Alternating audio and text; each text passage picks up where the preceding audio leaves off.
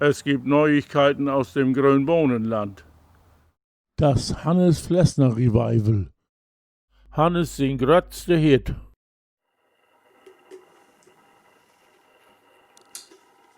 Bottermelk-Tango. Fuchs Hannes ob diese Schnapsidee kommen. Du gibst ein Gespräch, der dir mal ein Interview vertellt.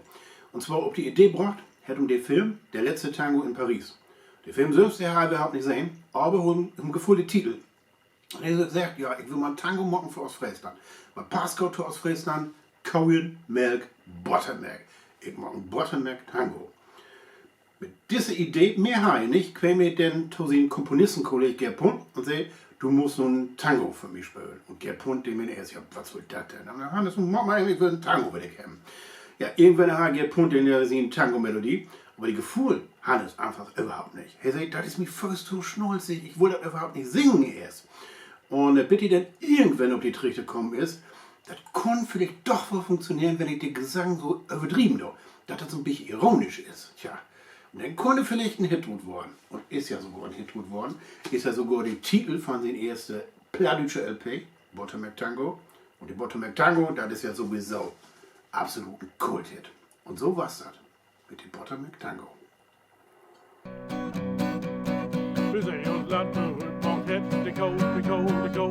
Hemlig her i dæk og det ko.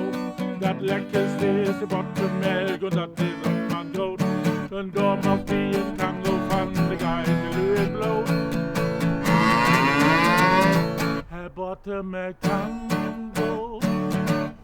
Der er du nej, van bunde hey, mit nørde nej.